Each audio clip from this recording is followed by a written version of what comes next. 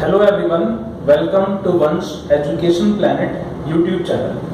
Students, पिछले video में हमने क्लास 9 मैथमेटिक्स चैप्टर नंबर 1 जिसका नाम है नंबर सिस्टम्स, उसकी एक्सरसाइज 1.2 का फर्स्ट क्वेश्चन डिस्कस किया था और आज के इस वीडियो में हम उसके बाकी बचे हुए क्वेश्चंस को डिस्कस करेंगे। ठीक है, सो बोर्ड पे मैंने क्वेश्चन नंबर 2 नोट डाउन कर दिया है।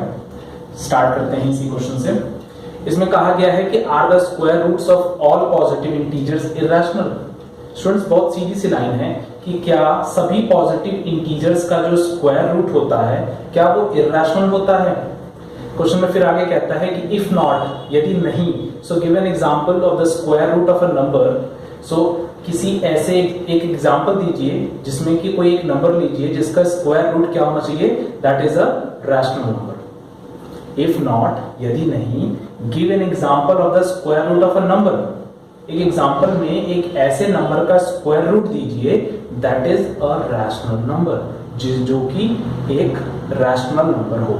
ठीक है, हालांकि इस क्वेश्चन के जो क्वेश्चन उन्होंने फर्स्ट टाइम में पूछा कि are the square roots of all positive integers irrational, इसका आंसर वो बेसिकली क्वेश्चन में दे रहे हैं। आप ध्यान देंगे तो पाएंगे कि उसमें कहा है कि आगे इफ नॉट, इसका मतलब ये खुद ही इंडिकेट कर रहा है कि इसका आंसर तो नो है। ठीक है, लेकिन फिर भी हम इसको थोड़ा डिटेल से डिस्कस करेंगे ताकि हमें इसके हर एक फैक्ट्स अच्छे से समझ में आ जाए। ठीक है, सो क्वेश्चन में कहता है कि आर द स्क्वायर रूट्स। देखिए, मैं 3 टर्म्स पहले में डिस्कस करूंगा। फर्स्ट टर्म होगा इसके सॉल्यूशन में इंटीजर्स क्या है। मैं पहले आपको समझाने के लिए इसके कुछ फैक्ट्स को क्लियर कर रहा हूं, समझिए। दूसरा शब्द मैं ले रहा हूं जी स्क्वायर रूट, ओके, और थर्ड वर्ड में ले रहा हूं आपका इररेशनल। आपको डिटेल से क्लियर हो जाए इसलिए मैं इसको इस तरीके से ले रहा हूं, आप समझिए। पहले बात तो आप ये समझिए कि इंटीजर्स आप किसको कहते थे। इंटीजर्स को आप कुछ इस तरीके से रिप्रेजेंट करते थे। अगर आपको नहीं याद हो तो इसको देख करके आपको याद आ जाना चाहिए। ठीक है, अब इसमें क्या होता था, ये पॉजिटिव साइड होती थी, ये नेगेटिव्स और ये जीरो। इसने कहा जी पॉजिटिव इंटीजर्स। आप क्वेश्चन में ध्यान देंगे तो पाएंगे यहां पे कहा गया पॉजिटिव इंटीजर्स, कि क्या पॉजिटिव इंटीजर्स का जो स्क्वायर रूट होता है वो इररेशनल होता है। तो इसका मतलब आप ये जीरो से लेकर के इस तरफ वाले तो छोड़ दीजिए, इनको तो लीजिए ही मत। ठीक है, इनको तो भूल जाइए। बचे क्या आपके पास पॉजिटिव स्क्वायर, पॉजिटिव इंटीजर्स में वो है 1 2 3 एंड सो ऑन। ठीक, सेकंड है स्क्वायर रूट। स्क्वायर रूट का सिंबल याद आ रहा है आपको, किस तरीके से आप लगाते थे, ये होता था स्क्वायर रूट का सिंबल। ओके, क्यूब रूट कुछ इस तरीके से होता था। क्यूब रूट सेम यही, बट उसमें एक 3 लिखा जाता था। ठीक है, फिलहाल इसकी जरूरत नहीं है, हमें सिर्फ स्क्वायर रूट जानना है अभी के लिए। ओके, और थर्ड थिंग है आपका इररेशनल। इररेशनल के लिए मैंने आपको बताया था, इसके बारे में मैंने अपने जो बेसिक ऑफ मैथमेटिक्स पार्ट 1 की जो वीडियो थी जिसमें मैंने टाइप ऑफ नंबर्स को डिस्कस किया था, उसमें मैंने इसके बारे में बताया था। इररेशनल में 2 चीजें आ जाती हैं, आप बहुत सिंपल लैंग्वेज में समझिए इस बात को। एक, जब आपके स्क्वायर रूट्स में प्राइम नंबर्स हो, लाइक √2, √3, √5, √7, √11। समझ में आ रही है मेरी बात। जब इस तरीके से स्क्वायर रूट के अंदर सो ऑन, क्योंकि प्राइम नंबर्स भी एंड थोड़ी ना होंगे, सो इस तरीके से अगर आपके प्राइम नंबर्स पे स्क्वायर रूट लगा हो तो वो भी इररेशनल नंबर होता है। और इसके अलावा एक चीज और बताई थी मैंने आपको कि जैसे कि non terminating and non repeating decimal expansion. अच्छा हाँ, एक और चीज ध्यान रखिएगा, पाई भी इसी कैटेगरी में आता है। ठीक है, इररेशनल की कैटेगरी में। और non terminating and non repeating, जैसे कि सपोज करिए आपने ले लिया 5.08, फिर 008 हो गया, फिर 0008 हो जाए एंड सो ऑन। अब आप क्या देखेंगे, यहाँ पर देख पा रहे होंगे कि पहले एक 0 था, फिर 8 था।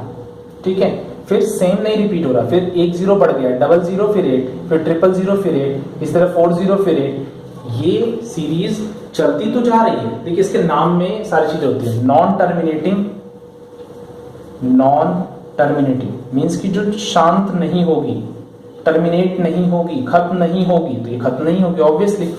And non repeating, and non repeating. ठीक है, ये कैटेगरी, इस टाइप की जो डेसिमल एक्सपेंशंस होते हैं वो भी इररेशनल की कैटेगरी में आते हैं। ठीक है, सो तीनों टर्म्स क्लियर हो गई। इंटीजर्स क्या होते हैं, स्क्वायर रूट क्या होते हैं और इररेशनल क्या होते हैं। अब उसने क्वेश्चन में क्या कहा कि जितने भी पॉजिटिव इंटीजर्स होते हैं, ऑल मीन सभी पॉजिटिव इंटीजर्स का जो स्क्वायर रूट होता है क्या वो इररेशनल होता है। तो चलिए जी स्टार्ट करते हैं। पहले अब यहां से ना फालतू की इंटीजर्स हटा देते हैं, सिर्फ पॉजिटिव इंटीजर्स को ले लेते हैं। ठीक है, अपने आप सिर्फ पॉजिटिव इंटीजर्स को लीजिए। ये सिर्फ समझाने के लिए है, आपको फेयरली नहीं करना। फेयरली में तो बहुत थोड़ा सा आंसर लिखना होता है। ये सारी बातें मैं सिर्फ आपके लॉजिक को क्लियर करने के लिए, आपके माइंड में कुछ भी डाउट ना रहे उसके लिए बता रहा हूं आपको। ठीक है, ध्यान दीजिएगा। इंटीजर्स, पॉजिटिव इंटीजर्स ये ले लीजिए 1 2 3 4 5 6 1। अब आप क्या करिए, एक एक करके इन पे स्क्वायर रूट लगाना स्टार्ट कर दीजिए। उसने कहा ना सभी पॉजिटिव इंटीजर्स का जो स्क्वायर 5 होता है, सभी पॉजिटिव इंटीजर्स का जो स्क्वायर रूट होता है क्या वो इररेशनल होता है। अच्छा जी, 1 का स्क्वायर रूट तो 1 होगा, डन। √2 इररेशनल होगा, नो डाउट। अभी मैंने बताया कि जैसे प्राइम नंबर्स पे अगर रूट लगाओ, ठीक है। और √3 वो भी इररेशनल होगा ऑब्वियसली। √5 वो भी इररेशनल होगा, ठीक है। लेकिन √4 निकल के कितना आता है 2। अब अभी मैंने सिर्फ 5 ही नंबर लिए हैं, तो नंबर्स तो सो ऑन है, लेकिन मैं सिर्फ आपको समझाने के लिए सिर्फ 5 तक लिए हैं। ठीक है, अब इसमें अगर आप ध्यान दें, आपका जो फर्स्ट वाला है दैट इज √1, 1 का रूट करने पर जो रिजल्ट आया मींस 1, क्या ये रिजल्ट इररेशनल है? नहीं।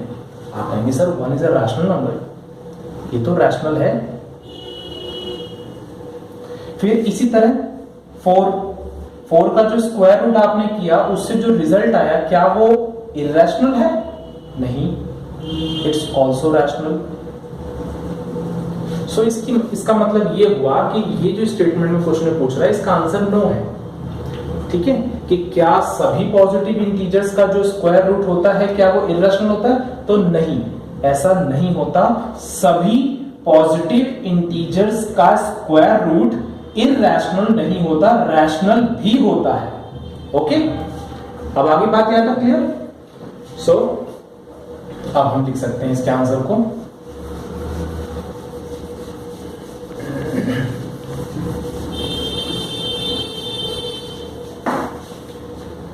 तो आप इसमें बहुत आराम से इसके आंसर में लिख दीजिए पहले तो नो, कि भाई नहीं, क्या सभी इसके पॉजिटिव इंटीजर्स के जो स्क्वायर रूट इररेशनल होते हैं? तो आंसर हो गया नहीं। फिर इसके बाद इसने कुछ कहा था कि एग्जाम्पल की हेल्प से उसको बताना है, तो आप लिखिए फॉर एग्जाम्पल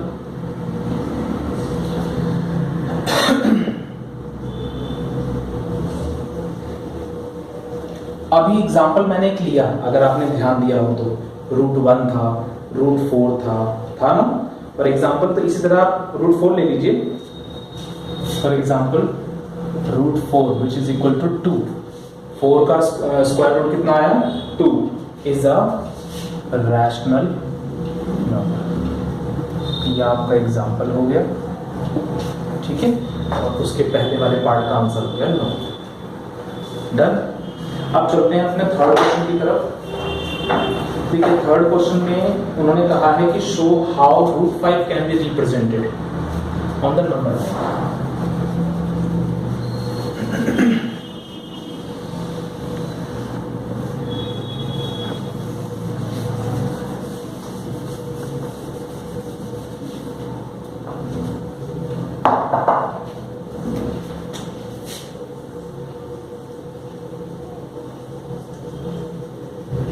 क्वेश्चन है show how √5 can be represented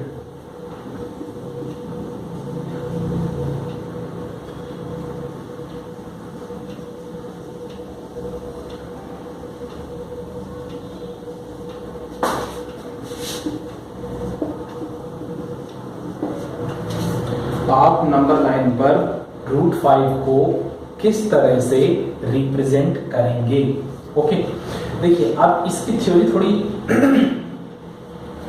dynamic है, कुछ भी कह लीजिए, डरा भी सकती है आपको, लेकिन डरने की जरूरत नहीं है। मैं आपको बहुत सिंपल लैंग्वेज में इसको क्लियर करूंगा, सो समझिए आप।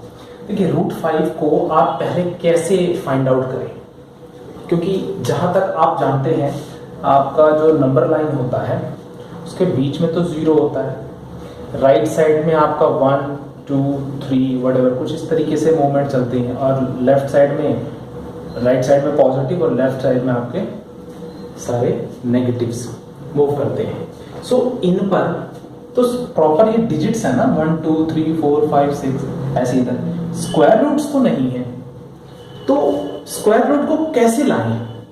तो इसके लिए एक तरीका होता है, आप पहले तो एक राइट ट्रायंगल अपने माइंड में बना के देखिए या माइंड में एज्यूम करिए जैसे भी आपको ठीक लगे, और इस रूट 5 को कहाँ एज्यूम करेंगे? एज अ हाइपोटेन्यूज जो होता है आपका कर्व जिसको आप कहते हैं। देखिए पहले तो आप राइट एंगल ट्रायंगल को समझिए। एक ट्रायंगल ऐसा जिसका एक एंगल 90 डिग्री का होता है, नीचे वाली लाइन को आप बेस कहते हैं, इस वाले को आप परपेंडिकुलर कहते हैं, ठीक है, और इस वाले को आप हाइपोटेन्यूज कहते हैं।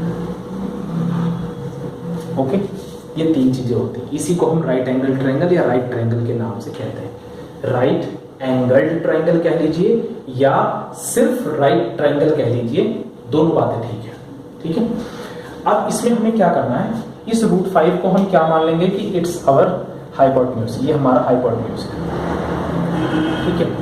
अब अगर हमारा हाइपोटेन्यूज अगर रूट 5 है तो बेस कितना होना चाहिए? क्वेश्चन खड़ा होगा आपके सामने, बेस कितना होना चाहिए और परपेंडिकुलर कितना होना चाहिए?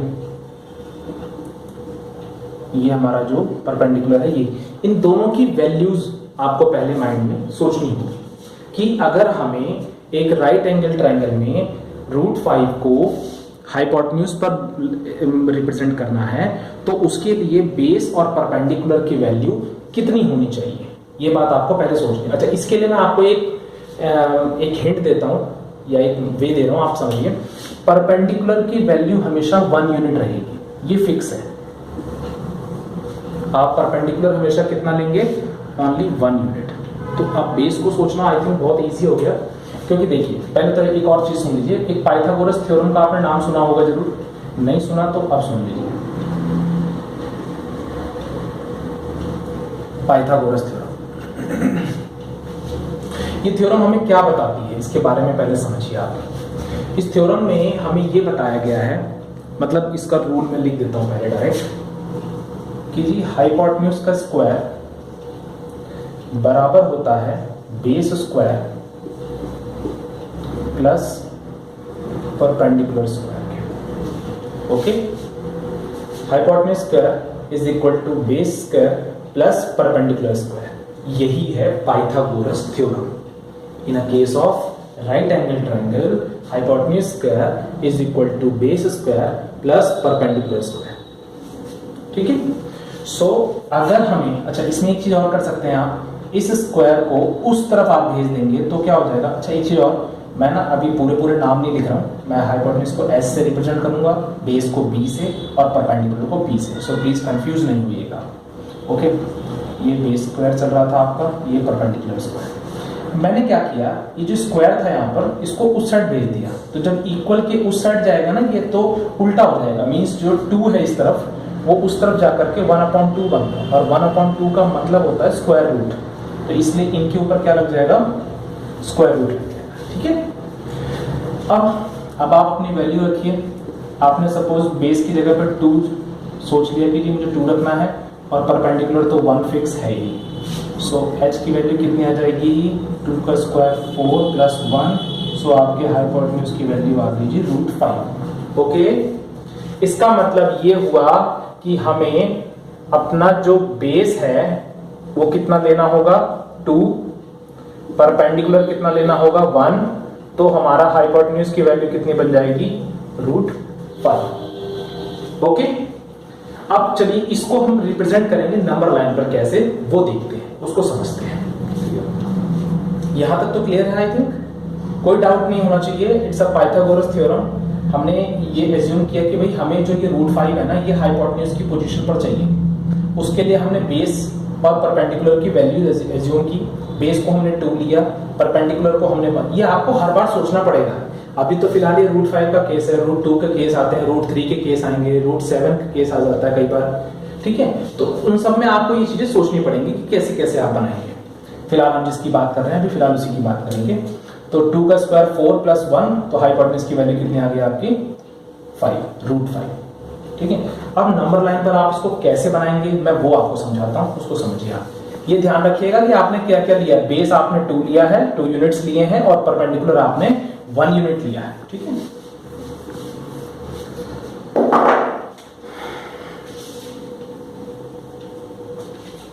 सबसे पहले तो आप with the help of scale आप अपनी नोटबुक में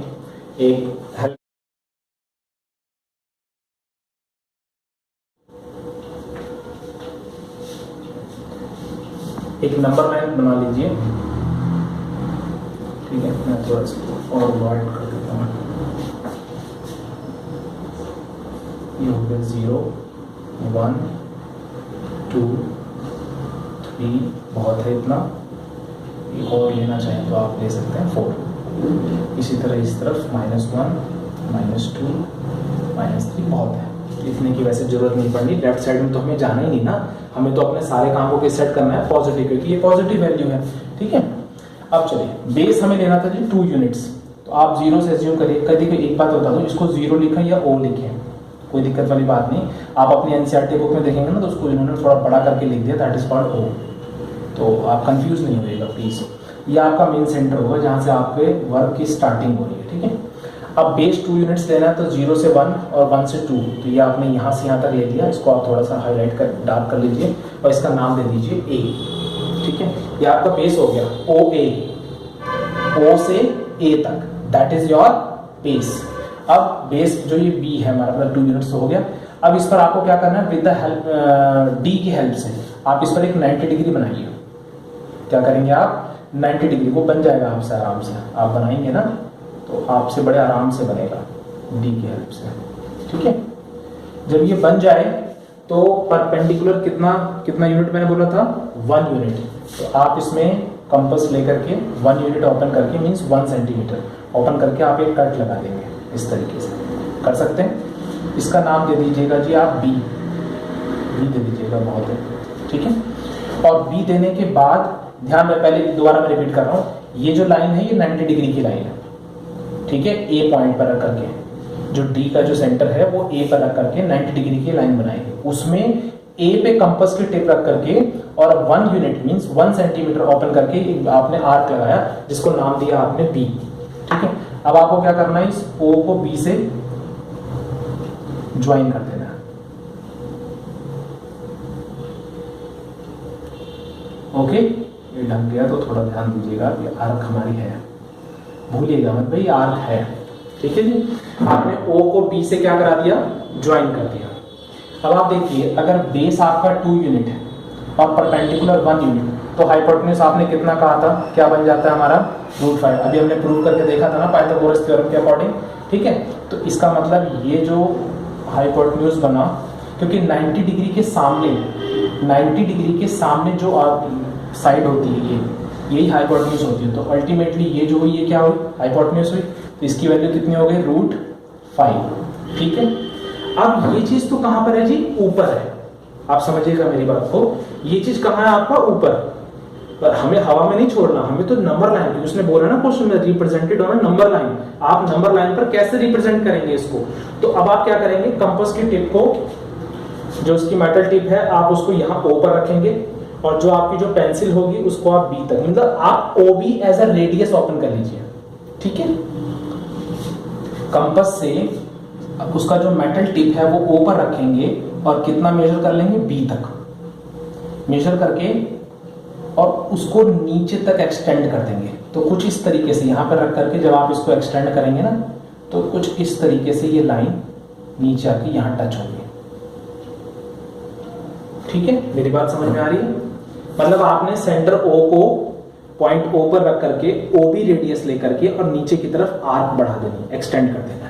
तो ये जहां पर काटेगी आप इस पॉइंट को नाम दे सकते हैं P, और जो ये पॉइंट जहां पर ये कट होगा वही पॉइंट आपका क्या होगा, √5। समझ में आ गई मेरी बात।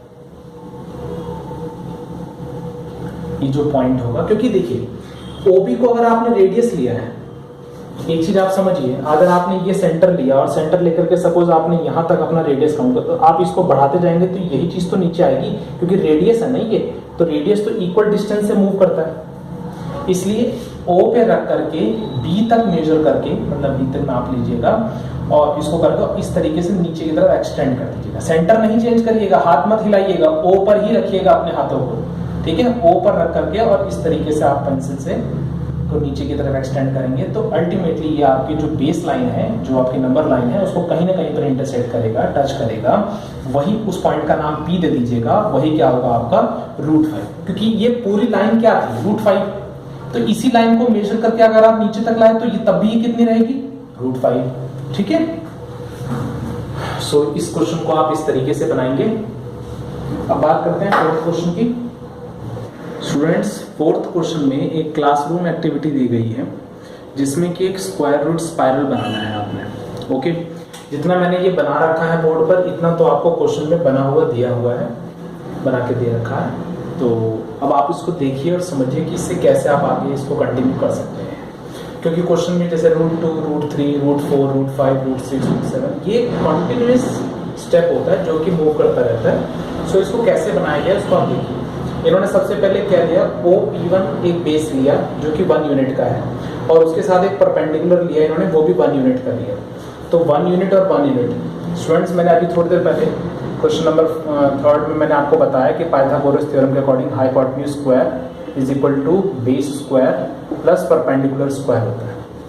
अगर आपका, इसको मैंने चेंज किया था, मैंने कहा स्क्वायर को अगर आप उस तरफ भेज देंगे तो ये हो जाएगा आपका base square plus perpendicular square. Okay, अब अगर आपका बेस भी 1 है, क्योंकि 90 डिग्री के साथ जो लाइन बेस लाइन है वो बेस होगी, और जो इसके साथ स्टैंडिंग लाइन है वो क्या हो गया आपका perpendicular.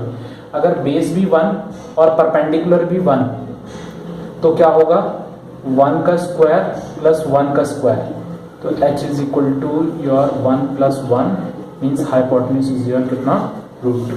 Okay, so that's why OP2 is your कितना √2।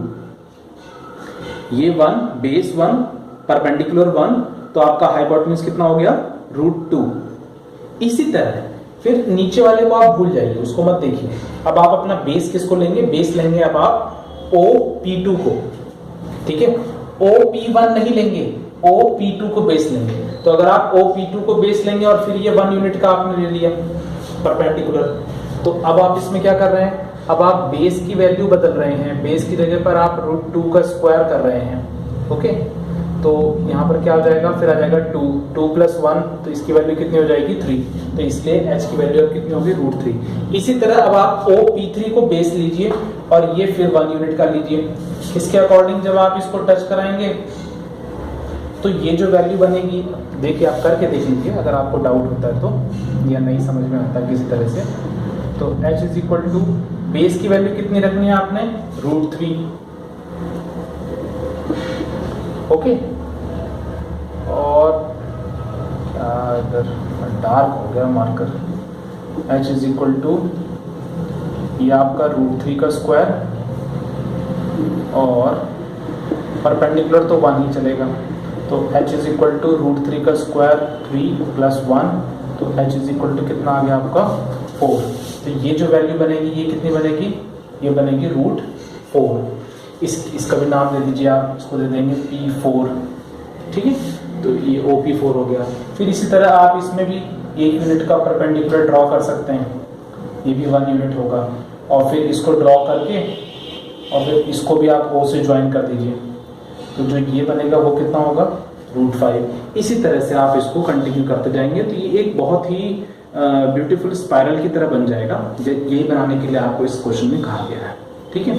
फिर इसके बाद जैसे √5 के बाद अगर फिर से बनाना हो तो फिर आप क्या करेंगे, 1 यूनिट का फिर लेंगे परपेंडिकुलर, फिर इसको भी इससे ज्वाइन कर देंगे, ये 1 यूनिट, ये P5 नाम हो जाएगा इसका, ये P6 हो जाएगा इसका नाम, तो इसकी वैल्यू कितनी हो जाएगी √6, ठीक है।